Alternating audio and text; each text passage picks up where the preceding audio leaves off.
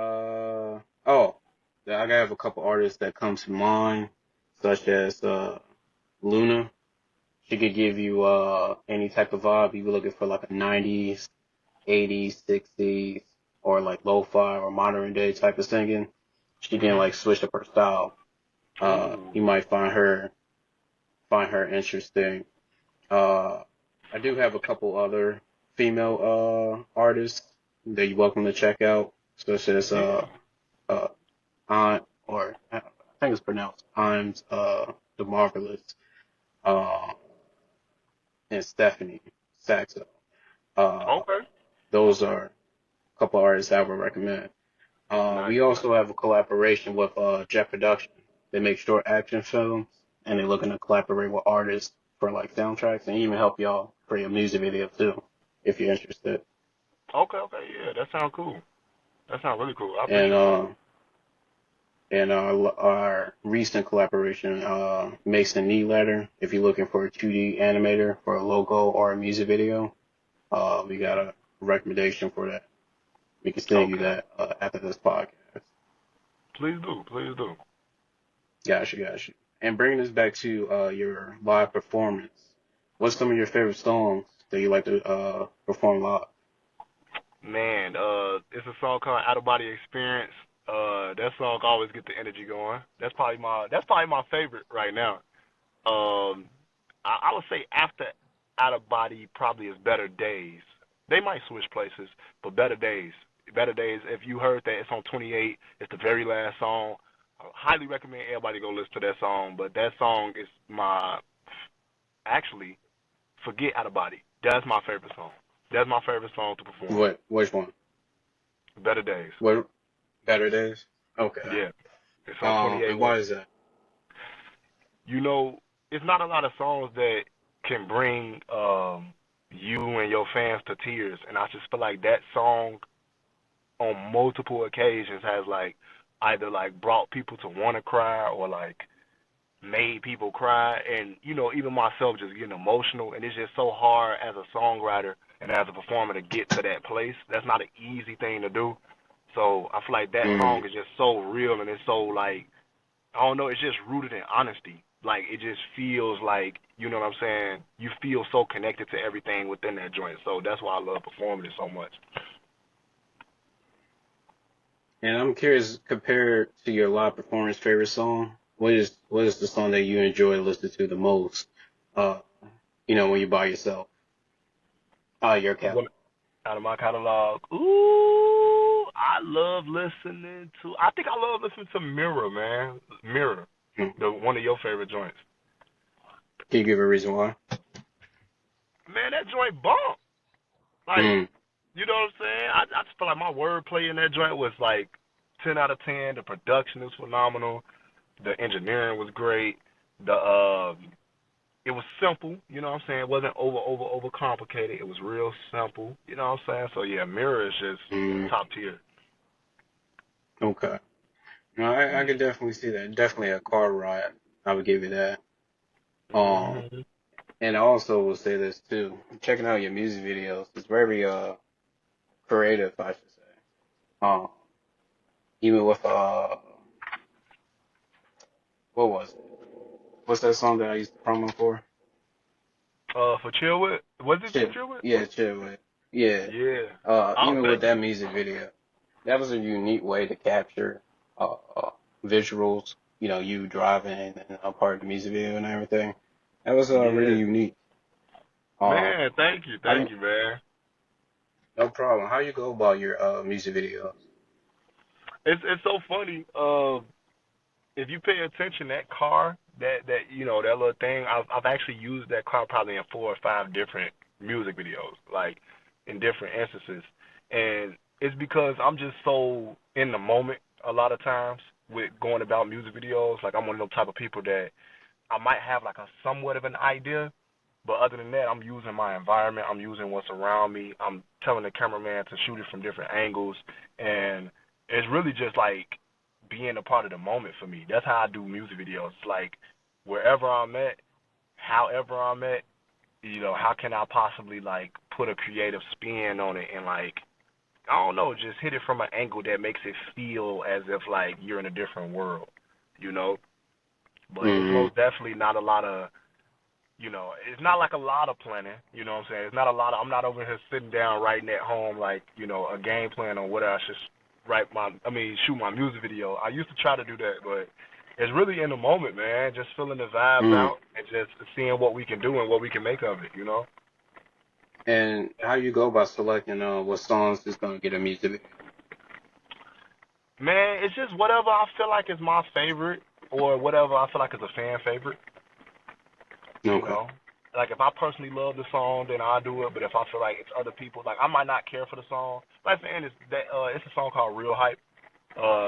People always tell me how much they like that song. I don't really care for Real Hype, but it's like why not push something that people like? And I'm curious, out of your music videos that you've done so far, what is your favorite one? Ooh, that's a good question. Dang, that's a great question. So, dang, I would say it's hard for me to pick what my favorite one is. But if I went through all the Would three make it eras, better? that'll be hard too. It's hard. See, it be see the thing is I shot almost 50 music videos, and Mm. going throughout the years, I had different producers that I work with, different directors, and different ideas that came to life. So it's like I would literally have to pick it by era. Like if we going from era to Okay. era, I had to pick it by era. Cause like my All very right. first, That's my fine. very We can do that. my like my very first two music videos were shot by Cole Bennett and Lyrical Lemonade. And Oh shit. I I still to this day, the creative spin that he put on both of those videos, I still look at that like, dang, that's crazy that such early on he was still so top tier. Hmm. And moving on from that, And my which performance. before you move on, which song was that? Go look up Ridgio, Ridgio. Look up Revolutionary. That was one of the songs Okay. he did, and then the second song he did was I forgot. I don't know. It's two of them though. They should be like not too far Okay. from one another. But yeah though, Ridgio Revolutionary. You should better see it. It's still on Lyrical Lemonade till this day. But long story short, that Okay. you know what I'm saying.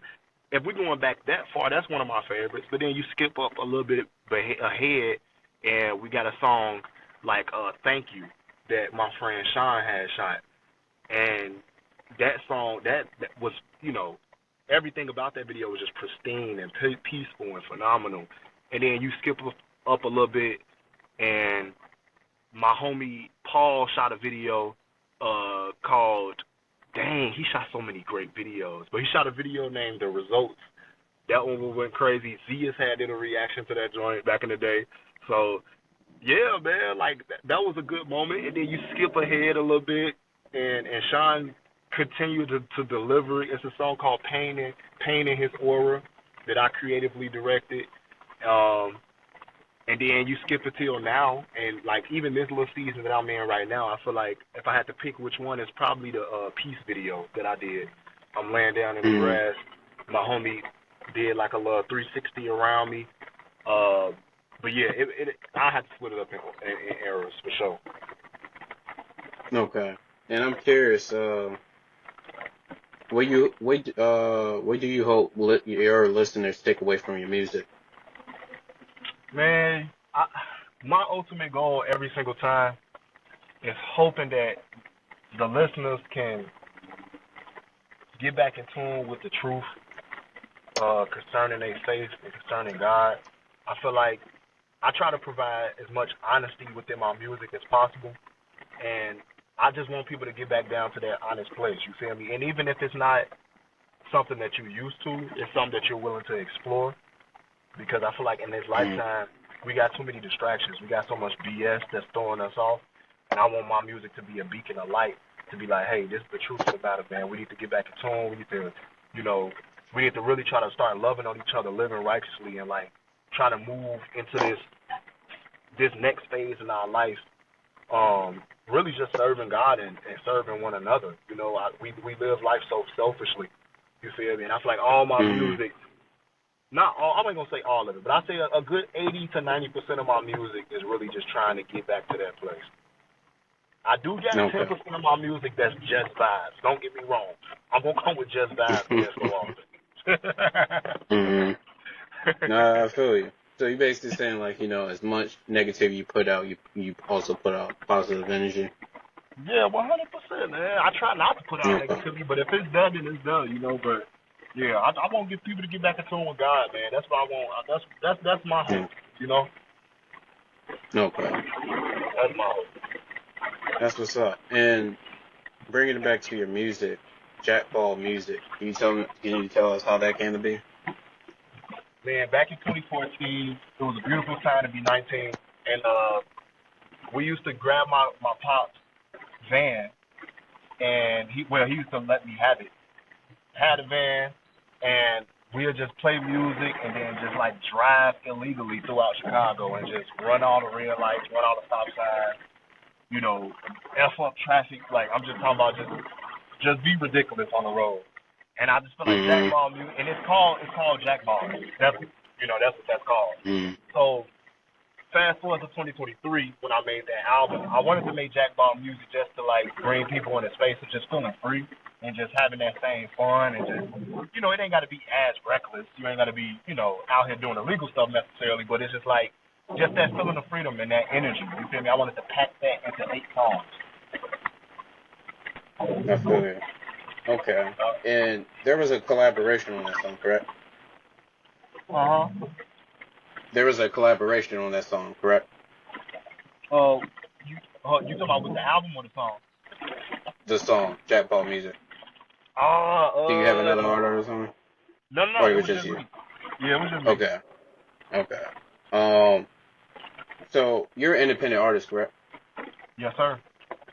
Uh, are you interested to sign to a label? Is that still an option, or you going full 100%. independent? 100%. Like, Okay. okay, this the reality. This the reality. I think most independent artists will sign a deal if it was a good deal and if it made Mm. sense. This most artists. I think 90% Mm. of artists would sign if the deal made sense. I feel like me personally, I'm against people taking too much and taking way more than necessary. So I would never sign just an outright just bogus deal. But Mm. if somebody came to me saying like, "Hey, Ridgio," for instance, I give you an imaginary deal, and somebody said, "Hey, Ridgio, let's do a 50-50 profit split." You know what I'm saying? We're gonna give you $250,000. We just want you to do one little mixtape. We got promotion, yada yada yada. I feel like, hey, that's a strong Mm. deal. You know what I'm saying? But if you gonna come Mm. to me and be like, we're gonna do an 80-20, we take 80, you get 20. You know what I'm Yeah. saying? And we go Yeah. not only we gonna own your masters, and then not only that, you can never, for you to buy your masters, we're gonna give you the craziest loopholes of all time to get them back, and then we taking your tour money, and then we taking all this other money. It's like that's not a good deal. Mm. So yeah, if they come with a good deal, yes, I'll sign to almost anybody but P Diddy.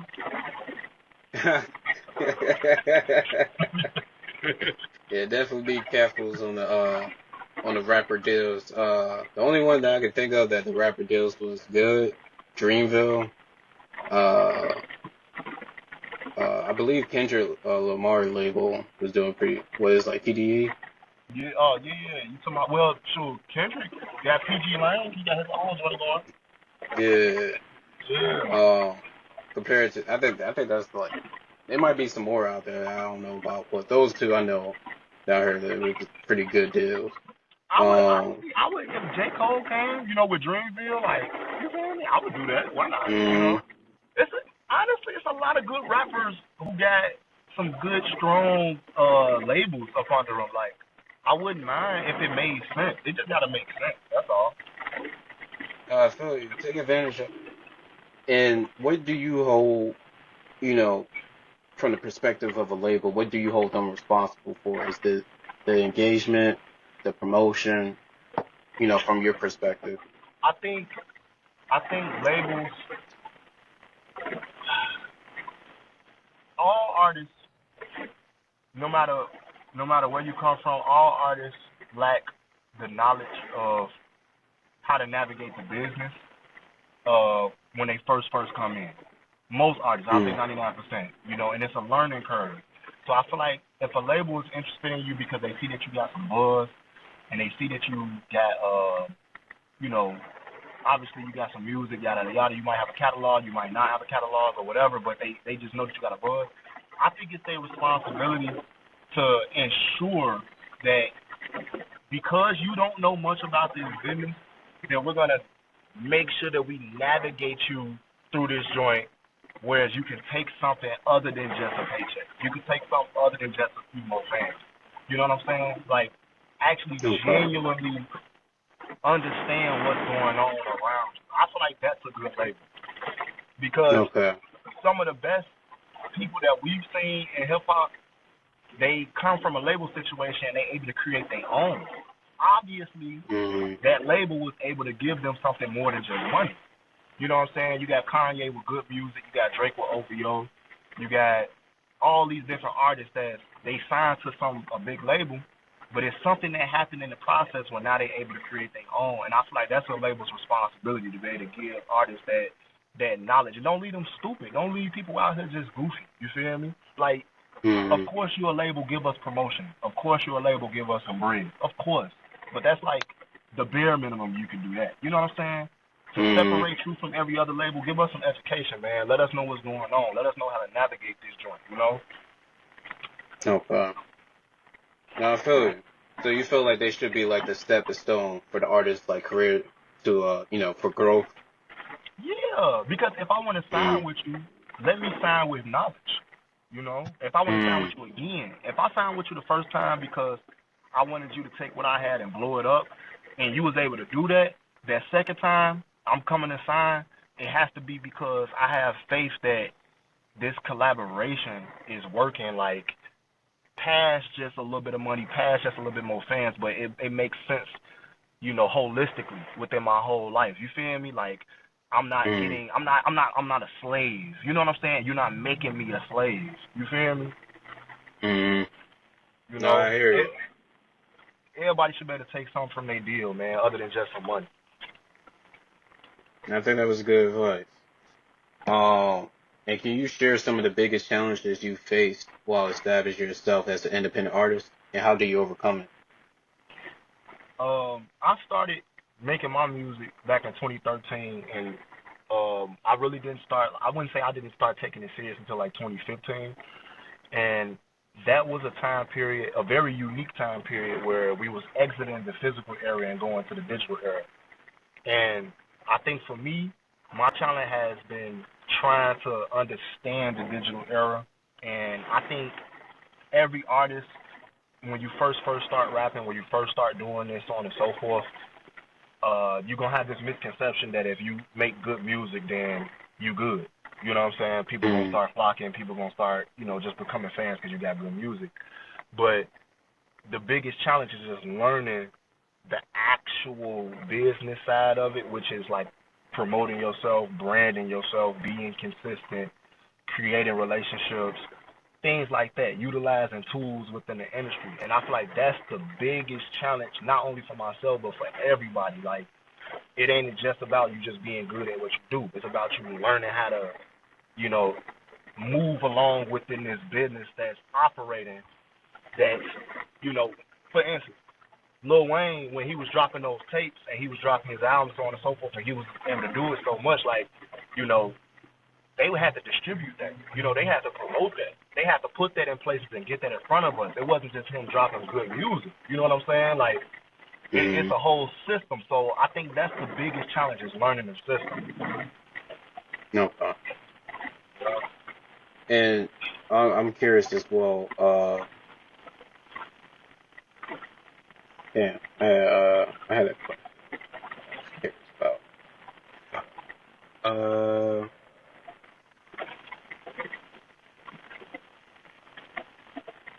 for when it comes for your producing side, do you have like a homemade studio? Yes, sir. I've been having a home studio. I actually haven't paid for studio time since 2017. So I've been having a home Mm, studio ever since then. okay. And do you produce most of your songs? I'll say it's half and half. It's half of my Have catalog is had. self-produced. Half of my catalog is. Okay. And do you do any behind the scenes? In what sense? What you mean? Like in the sense like, you remember MTV when they showcase like the artists getting ready for like the performance or working on their music, their craft and shit. The stuff that we typically don't get to see from the You said artist perspective. do I do anything behind the scenes? Yeah, like showcase you behind the scenes, like, you getting ready for your performance, you working on your music, the stuff that we don't usually get to see from the artist Uh, at first. I actually don't even really be doing behind the scenes. you know, I Okay. don't really got much behind the scenes. I think only thing I got behind the scenes is what y'all see when I do those little walk-in interviews or those car interviews with my homie. That's about as behind the scenes as I got going on. I don't really be doing behind the scenes. I'll be so focused on the content itself or the music itself that I'll be forgetting about that part. Okay. No. And I'm curious, do you have any merchandise? Yes, sir. Yes, sir. I ain't got nothing on me. I'm so mad. But yeah, 28 winners. It's a logo. You're gonna be able to see it. You're gonna see it. You're gonna see it. It's pretty much like a V, and you got three eyes on Hmm. it. Um, but yeah, though, man. Long story short, 28 winners. I got bucket hats. I got shirts. I got sweaters. You got bucket hats, you got shirts, and you got sweaters. Yes, sir. And where can the audience tune in to, support? Man, just Is come. there a link for that? Just come DM me, man. If you like what you see, uh, just shoot me a message, man. I'm a small artist. Like, you can have a conversation with me. DM me, say, hey, man, I want to see what's to the little joint. Well, we can set it up. Easy. Okay, DM me. but Ridgio. and and is there like a structure to it? Like do you go by waiting for the order to put it in, I, or do you have like some in stock ready to I, go? I I got something in stock. I had a website, but I'm not, I'm trying to navigate into a new space with websites right now, so I'm in a transition phase with it. So No problem. just hit me up DM. Just DM me. Ridgio, I want this. Okay. I like that bucket hat. Then we can easily do a Zelle, easily do a Cash App, and I can send you the tracking information and everything. You can get that to you ASAP.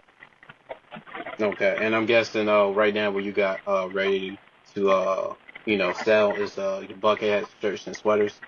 Yep, that's what I got right now. I think I Okay. got a few Do Blu-rays too. I sell a couple of Blu-rays. I got an animated album. My 27 winners album is a fully animated album, and I got that on Oh, you got Blu-ray. an So anime album?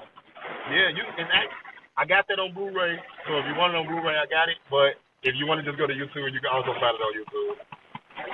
Okay. Shout out to that. So, okay. And when it comes to your merchandise, do you stay to certain size or I think I got anywhere between small and like extra large. I think I might got a 2X. okay? All Yeah. right. Nice, nice. And next song, bringing us back to your music, "When I Cry." You mind telling us about it? When I Cried, man, it actually that song was the only song in my catalog that took me longer than like I want to say like a day to write. It took me months to write that song. I started it. Why I was want to so? say I started it like October. I didn't really finish writing it until I want to say late December after my daughter was born. And it was Mm, difficult because it was such a powerful production. Um, Such powerful production. I just I couldn't find the words, man. I couldn't find the words to really put to it.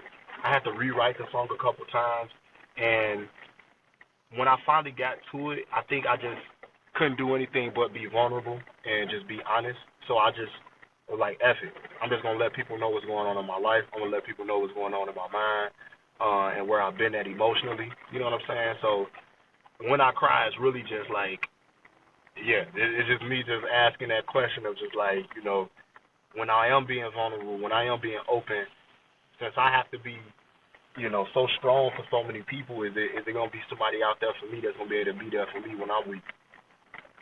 Mm. And is it safe to say this is your most challenging song?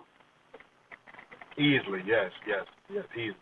Well, Um, Especially, I think another layer to it too. I think being a man, you know, we typically stray away from being, aggressively vulnerable and talking about feelings so much, not because you scared of the feelings more than it is that you don't know how they gonna be received. You know what I'm saying? So it's like I mm. feel like that song had another layer of challenge to it because it's like as I'm being so vulnerable and so open, what are people even gonna think about this?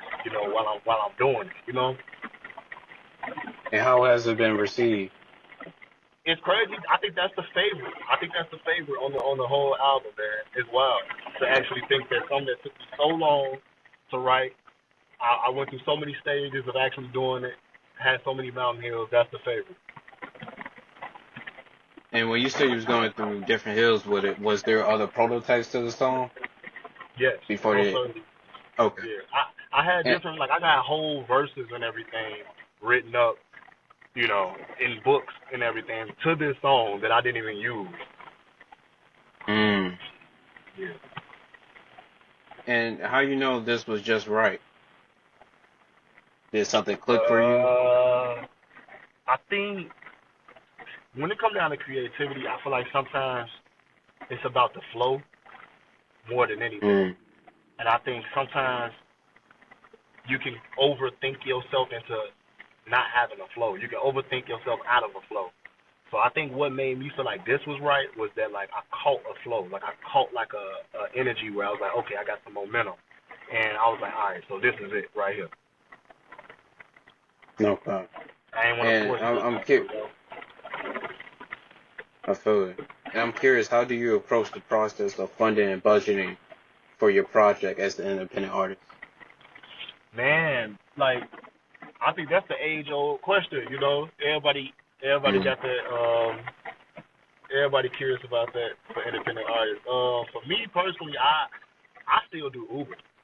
You know what I'm saying? So Mm. for me, I'm like, I go out, I do a 8 to 12 hour shift for Uber, give me a couple $100 and throw some promo on TikTok or throw some promo on Instagram or YouTube or something. Mm. I'm a big advocate for finding you a side hustle, something that you can do real quick to fund your career. Big. You don't want to try to do music full time and at the end of the day you can't buy yourself a sandwich. No, I agree. I agree. And uh, what strategy have you found most effective for promoting your music and reaching your audience? What? Mm, most effective. I think the most effective starts with the music first. So of course, you can put $1 million behind some garbage and it's gonna reach somebody. But I think one, creating quality music. Two, I would say nowadays content for sure. Like just making sure you got a few pieces of content for one song. Um, and then I would say most certainly investing into promotion on ads and influencer marketing. I would say hitting up local people most definitely. Like I went viral a few times just off of influencer marketing alone. Like I said, Zia's had reacted to one of my songs in the past. I had some stuff on TikTok that went crazy. So influencer marketing is a huge one. And I Mm. would even argue to say that like still to this day,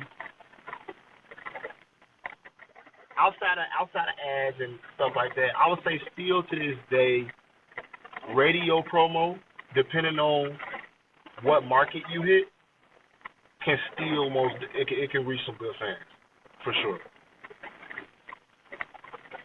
No. And my last question the last song I'm gonna bring up, "In My Dreams." Tell us about In My Dreams, it was a song me and Parnell did together. Shout out to the dude who produced it, Cal. Shout out to my boy. In My Dreams, so my grandma passed in 2022, and I it. think Sorry for your Parnell's loss. grandma passed in 2020. Sure. Mm. So that dream, I mean not dream, that song was really just like paying homage to our grannies, man. You know, just trying to put into the song with everything that they taught us, and you know, just dedicate something to them. You know, I feel like everybody, you know, we all love our grandmas. We all love what they've done for us throughout our life. So, you know, to lose a grandparent isn't something that's talked about a lot.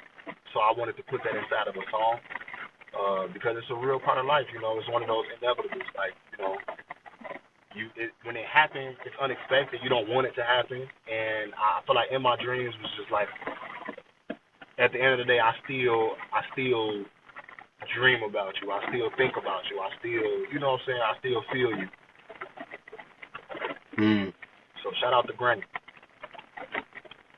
And I know I said that was gonna be my last question, but I'm curious. Did your grandmother ever had a chance to listen to your music? Yeah, it's wild. Me and my grandma used to kick it a lot back in like 2020. We was kicking it a lot, and I would show her.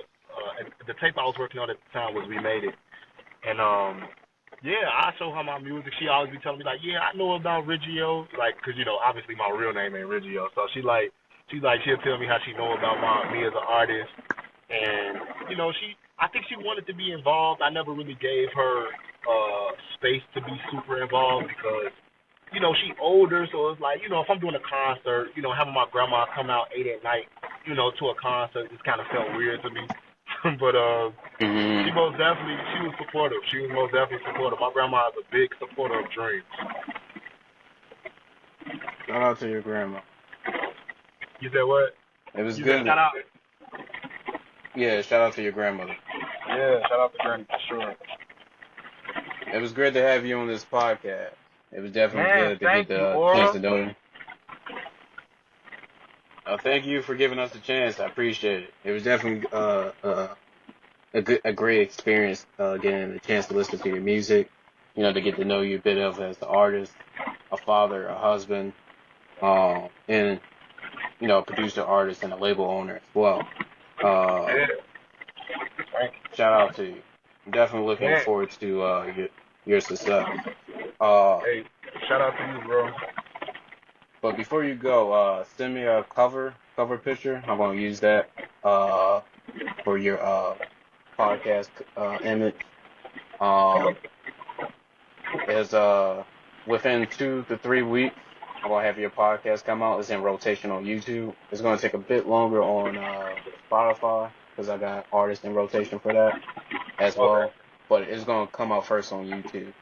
Um, but before you go, shout out all your platforms. Shout out anybody that you want to put on, and then drop a song out of your catalog you want people to tune into. For sure, for sure. Ridgio, my name is Ridgio. You can find me everywhere under Ridgio. You can find me everywhere. Ridgio. Shout out to Parnell as well. That's my boy. A song out of my catalog I recommend anybody who listening right now. Man, go check out Florida. Go check out Florida. Check out Florida from Jack Ball Music. Ridgio, Florida. You're gonna have a good time. Shout out to that. Okay, and what was the song? Florida. Florida. Okay, bet. Hey, it was great to have you on this podcast. I'm looking forward to your success. Same, bro. Same, man. I can't wait for us to talk again in the future, man. We Hmm. got to do business again, man. Yep. Hey, like I said, you're welcome to use our platform as a way to promote. So whatever songs that you want to promote out there, you know, if you could chop it up, you're welcome to use this space, promote it however you want. Um, but tune in to next time. I keep you updated. Have a blessed one. For sure. Have a blessing, bro. Appreciate you. Love.